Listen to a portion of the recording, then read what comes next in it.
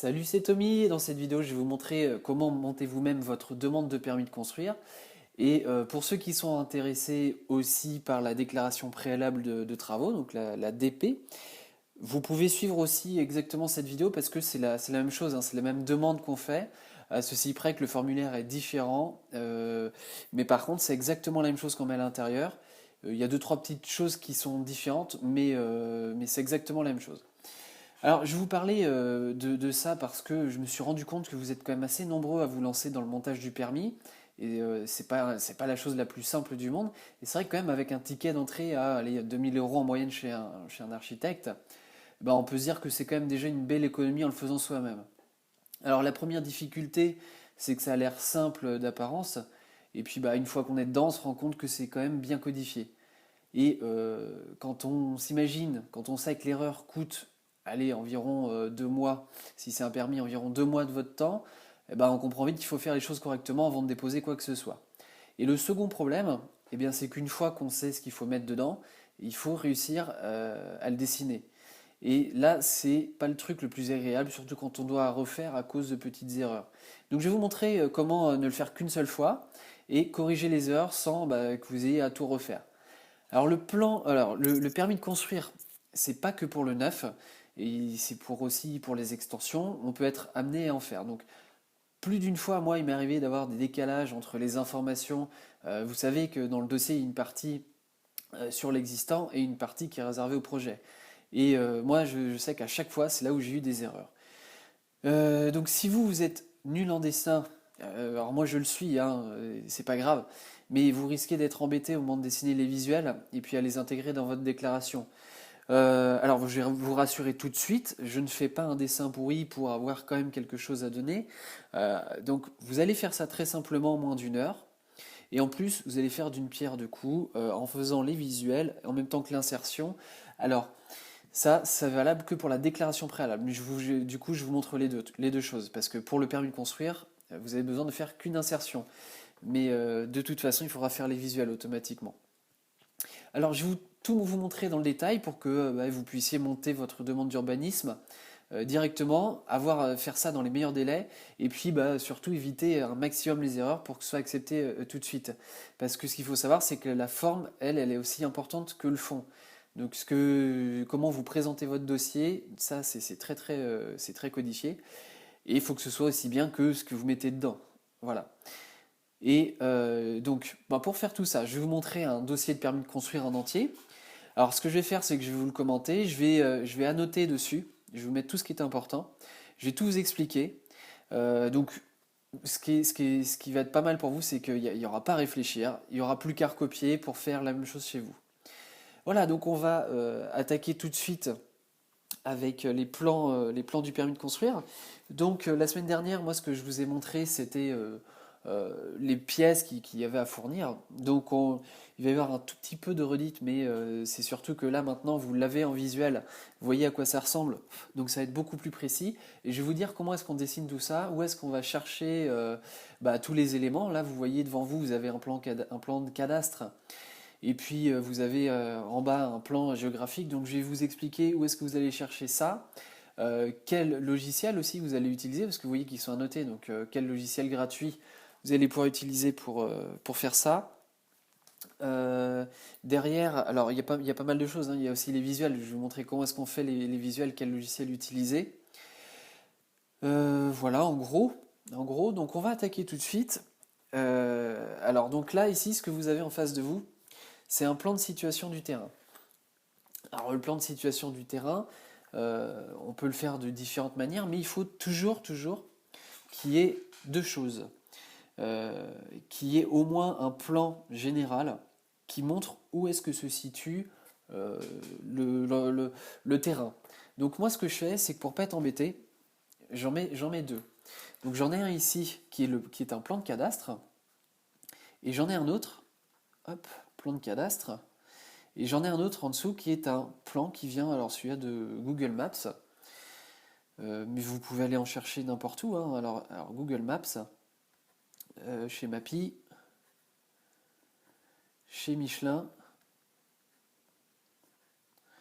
Donc pour avoir ça, Euh, si vous ne savez pas comment faire pour imprimer, alors sur Windows, vous avez une touche qui s'appelle impression d'écran ou print screen, ça dépend si votre clavier est en anglais. Il suffit de cliquer dessus et normalement ça doit s'enregistrer directement sur votre bureau. Et sur Mac, alors sur Mac, moi j'ai un Mac, donc vous faites commande majuscule et 4. Et là, ça va vous donner un petit cadre et vous allez le glisser comme ceci. Vous allez partir du haut et vous allez glisser pour faire votre sélection jusqu'où vous voulez.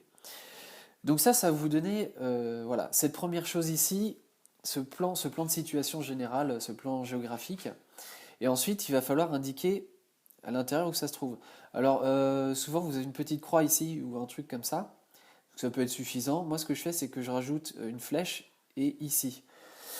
Donc, vous pouvez faire ça. Vous utilisez un logiciel qui est gratuit et qui s'appelle The Gimp. Donc, vous pouvez le télécharger pour Windows et puis pour Mac, hein, je crois que ça marche sur les deux.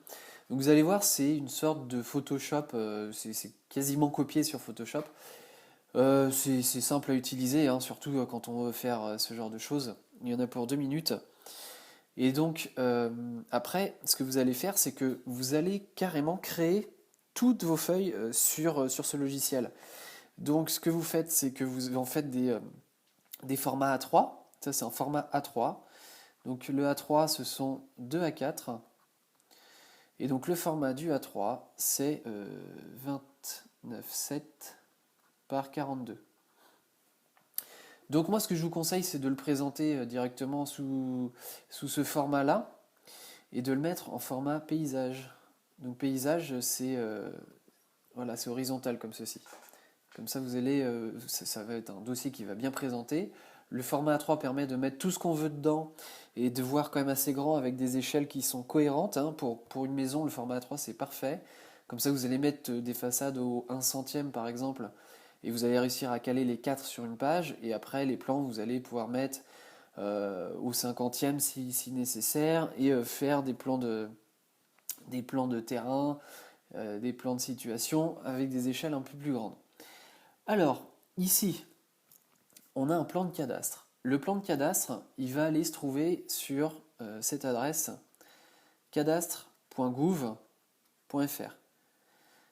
Hop. Alors, c'est très très simple pour le télécharger. Il suffit de se rendre là-dessus. Vous entrez directement l'adresse du terrain et vous cliquez sur avoir un extrait gratuit. Et après, vous regardez sur la gauche une petite fenêtre qui va s'ouvrir et sur la gauche de cette fenêtre, vous allez avoir impression. Et là, vous faites imprimer un plan de situation. Et là, vous choisissez la dimension que vous voulez. Et moi, ce que je vous conseille, c'est de prendre la plus petite possible. Enfin, ça dépend de la taille de votre terrain, mais si vous avez un terrain normal, vous prenez quelque chose comme un 5 centième. C'est très bien. Et comme ça vous donnait quelque chose de ce genre-là. Alors là, c'est un peu plus qu'un 5 centième, ça doit être du... Non, c'est moins, pardon, c'est moins. Ça doit être un millième ou un truc comme ça. Alors, une fois que vous avez ça, pareil, vous le mettez dans The Gimp. Vous le glissez dans votre feuille. Hein, vous le découpez autour parce que normalement, c'est pas sous ce format-là. Il n'y a pas besoin de tout, hein, c'est pas nécessaire. Là, c'est juste pour montrer où ça se situe. Et ce qu'ils disent, alors eux, ce dont ils ont besoin, c'est qu'on doit indiquer l'endroit à partir. Alors, normalement, vous avez 2 photos à mettre. Moi, j'en mets un peu plus, hein, donc c'est les photos de l'environnement lointain et de l'environnement proche.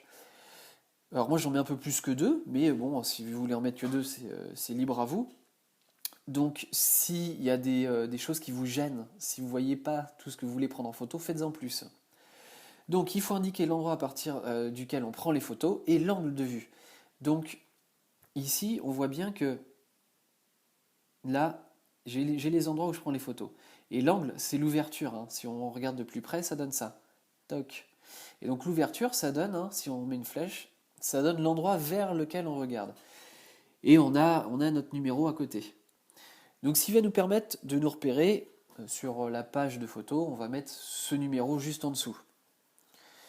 Alors, donc, vous indiquez plan cadastral en dessous, le numéro de section, et la parcelle, c'est important. Alors c'est pas nécessaire, mais c'est important pour qu'ils puissent se repérer dès le départ. Ça c'est la page de garde, ça sert à présenter le dossier.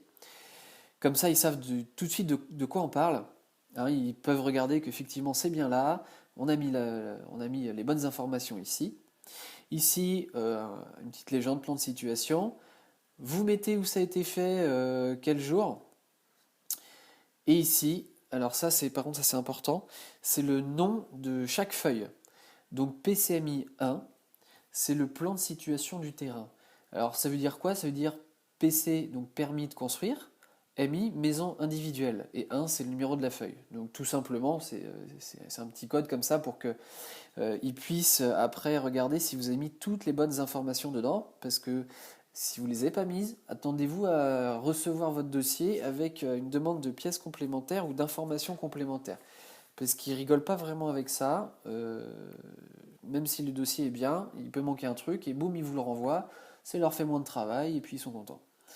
Alors, ici, indiqué, hein, important quand même, propriété de monsieur et madame, donc vous mettez votre nom ici, votre commune, vous indiquez la nature du projet ici. Donc ici, c'est une surélévation de maison individuelle. Si c'est une extension, il faut indiquer que c'est une extension, un ravalement de façade, une création de piscine, ce que vous voulez. Alors voilà, ici, moi j'ai une modification de façade aussi qui va avec. Et puis bah, le titre et l'objet du dossier quand même, permis de construire. Donc vous voyez que déjà sur cette page, on a quelques informations. Eux, ils en demandent pas autant, mais il vaut mieux en mettre un peu plus que pas assez, et surtout que c'est pas grand-chose à faire. De toute façon, celle-ci et celle-ci, elles sont obligatoires. Après, vous voyez que le reste, c'est que de l'habillage, et ça permet de bien présenter notre dossier. La suite de la vidéo est disponible aux membres du groupe privé. Alors qu'est-ce que c'est? Eh bien, le groupe privé, c'est un podcast par semaine et une vidéo par semaine. Donc quand vous aurez rejoint le groupe, eh bien, vous aurez accès à ce podcast et à cette vidéo. Dans le podcast, je réponds à vos questions, donc vous pouvez me les poser toutes les semaines directement depuis l'espace. Donc l'idée, c'est vraiment de vous aider tout au long de votre projet. Je vais vous accompagner dans toutes vos démarches, je vais tout vous donner clé en main et pour vous faire vraiment gagner énormément de temps. Donc, vous allez recevoir toutes les semaines une vidéo pour vous aider à concevoir votre maison. Parce que bon, c'est vrai qu'entre les démarches administratives, les plans, le permis de construire, ça c'est quand même un sacré gros morceau. Les devis aussi, c'est pas facile pour faire votre chiffrage. Le chantier, eh bien, croyez-moi, il y a de quoi avoir du pain sur la planche et puis de quoi se perdre. Donc je vais vous éviter tout ça en vous donnant directement les étapes à suivre pour éviter bien toutes les erreurs, gagner un maximum de temps et puis économiser bien sûr un maximum aussi. Donc vous allez apprendre à obtenir la RT 2012, l'attestation dont vous avez besoin pour le permis de construire. Je vais vous montrer comment on dépose un permis de construire, comment on budgétise un projet, faire les choix de matériaux et d'équipements, toute la partie technique aussi. Donc vous allez apprendre énormément de choses en adhérant à ce petit groupe. Pour bénéficier de tout ça, eh bien c'est très simple. Si vous êtes sur le blog, eh bien il suffit de cliquer juste en dessous. En 3 étapes, en 3 clics, c'est fait. Si vous êtes sur un service de partage de vidéos comme YouTube, eh bien vous avez l'adresse qui s'affiche juste en dessous dans la description. Je vous la rappelle, donc c'est www.stricto.fr/privé, P-R-I-V-E, on ne met pas d'accent. Voilà, je vous dis à tout de suite dans le groupe privé.